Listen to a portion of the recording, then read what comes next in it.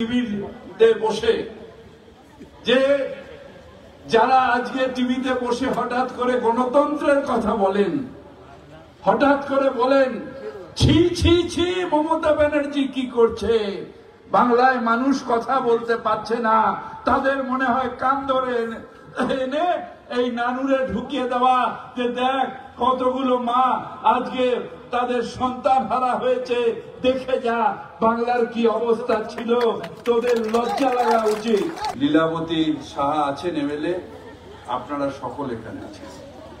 প্রথমে শহীদ পরিবারের সবাইকে আন্তরিকভাবে প্রণাম জানাই। শহীদের রক্ত হয়নি কো ব্যর্থ, তার কারণ এই জায়গা থেকে নিয়ে শহীদ যত রক্ত এই জায়গায় বয়েছে, হয়তো বাংলায় অনেক কম জায়গায় এত রক্ত বয়েছে। একবার চাষিদের উপর অত্যাচার, তারপরে তার প্রতিবাদ করায় যারা যারা সামিল হয়েছিলেন সেই সব তৃণমূল কংগ্রেস কর্মীদের উপর অত্যাচার, তাদের খুন করা হয়েছে। আমার যখন দেখি মাঝে মাঝে টিভিতে বসে যে যারা আজকে টিভিতে বসে হঠাৎ করে গণতন্ত্রের কথা বলেন, হঠাৎ করে বলেন ছি ছি ছি মমতা ব্যানার্জি কি করছে, বাংলায় মানুষ কথা বলতে পারছে না, তাদের মনে হয় কান ধরে এনে এই নানুরে ঢুকিয়ে দেওয়া যে দেখ কতগুলো মা আজকে তাদের সন্তান হারা হয়েছে, দেখে যা বাংলার কি অবস্থা ছিল, তোদের লজ্জা লাগা উচিত। নানুরে থেকে আরম্ভ করে বিভিন্ন প্রান্তে 50,000-এর উপরে মানুষ প্রাণ দিয়েছে। আমি একজনকেও সমর্থন করি না, একজন যদি মারা যায় অত্যন্ত দুঃখের, তার জন্য সিবিআই ইডি সব নিয়ে এসে হাইকোর্ট একটা বিরাট ব্যাপার হয়ে যাচ্ছে।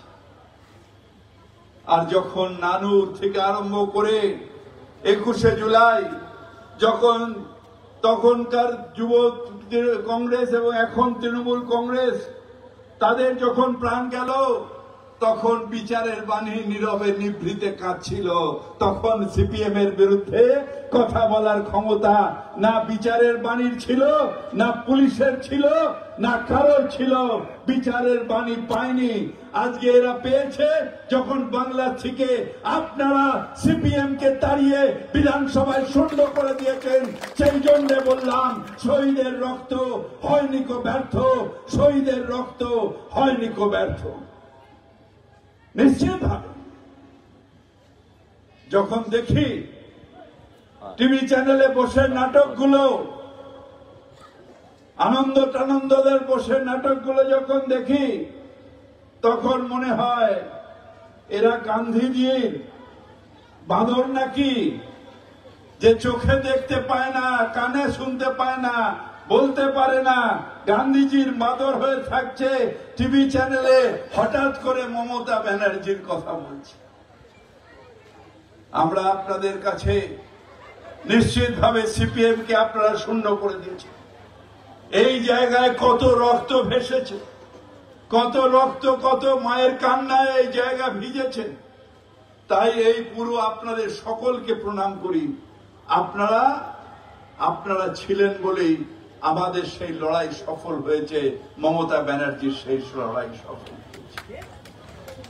কিন্তু লড়াই সেই দিনও ছিল, বাংলায় গরিব মানুষের ওপর অত্যাচার। সেই দিন ছিল বাংলায় গরিব মানুষের ওপর অত্যাচার, চাষিদের ওপর অত্যাচার, খেটে খাওয়া মানুষের ওপর অত্যাচার, তাদের গণহত্যা সেই দিনও ছিল।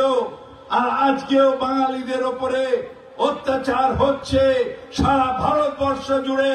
যেখানে যেখানে বাঙালিরা আছে, সেই বাংলার মানুষ আছে, সেইখানে বেঁচে বেঁচে এখন শুধু হত্যাকারীদের রূপটা পাল্টে গেছে।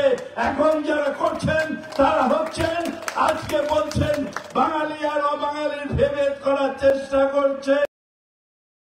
কিন্তু আমরা এটা বিশ্বাস করি না। আমরা বিশ্বাস করি আমরা বাংলায় সবাই মিলে একসাথে থাকবো।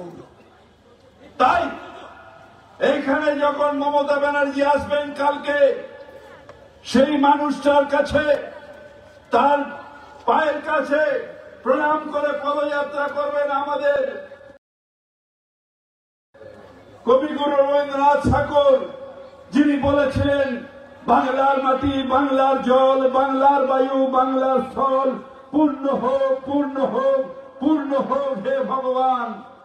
যিনি বলেছিলেন বাঙালির ঘরে যত ভাই বোন এক হোক, এক হোক, এক হোক হে ভগবান। সেই তার কাছে, তাকে প্রণাম করে সাক্ষী রেখে আবার একটা ভাষা আন্দোলন, যে বাঙালির অধিকার, বাংলার অধিকার, বাংলার মানুষের অধিকার, যেখানে খর্ব হবে সেইখানে গর্জে উঠবেন একজন এই ভারতবর্ষের থেকে, তার নাম মমতা বন্দ্যোপাধ্যায়, মমতা বন্দ্যোপাধ্যায়, মমতা বন্দ্যোপাধ্যায়। এই বিজেপি পার্টি, এই বিজেপি পার্টি প্রথমে ভেবেছিল বাংলাকে ভাগ করবে, হিন্দু মুসলমান, হিন্দু মুসলমান করে ভাগ করবে। কিন্তু তারা জানে না যে এই বাংলায় দিদির নাম মমতা বন্দ্যোপাধ্যায় হলে ভাইয়ের নাম ফিরহাদ হাকিম হয়। তারা জানে না যে নজরুলের ভাষায় আমরা বিশ্বাস করি হিন্দু নরা মুসলমানের জিজ্ঞাসে কঞ্জন, কান্ডারি বল ডুবিছে মানুষ সন্তান মোর মার, সেই কান্ডারির নাম মমতা বন্দ্যোপাধ্যায়। তাই এখন তাদের ছোঁচা মুখ ভোতা হয়ে গেছে, এখন পাল্টে নিয়েছে, যে নিশ্চিত হয়ে গেছে যে ভুলভাল দু চারটে 20-25টা সিট হয়তো পাবে, পেলেও পেতে পারে, কিন্তু বাংলায় অস্তিত্বহীন হয়ে গেছে। আজকের যারা বর্বরতার নৃশংস দিয়েছে, যারা 2000 মানুষকে খুন করেছে গুজরাটে, যারা আজকে গুজরাট থেকে নিয়ে মধ্যপ্রদেশ থেকে নিয়ে সব জায়গায় মানুষ খুন করে, সেই বিজেপি পার্টি বাংলায় অস্তিত্বহীনতায় ভুগছে। তাই এখন তাদের যে জায়গাগুলো, অর্থাৎ এই সেই দিন এই পাশে উড়িষ্যা, আমাদের বাংলার সাথে উড়িষ্যার একটা নিবিড় সম্পর্ক, আমরা অনেকবার করে যাই। যখন ডবল ইঞ্জিন সরকার ছিল না তখন কোনো অসুবিধা ছিল না, তখন আমরা সবাই যেতাম, তারা আসতো, কোনো অসুবিধা নেই। এই পাশে দিল্লিতে যখন বিজেপি সরকার ছিল তখন কোনো অসুবিধা ছিল না, কিন্তু যেই বিজেপি সরকার এলো, ডবল ইঞ্জিন এলো, সাথে সাথে ঘৃণার রাজনীতি, সাথে সাথে এ সব বাংলাদেশি হ্যায়, তেরা বাপ কা বাংলাদেশি।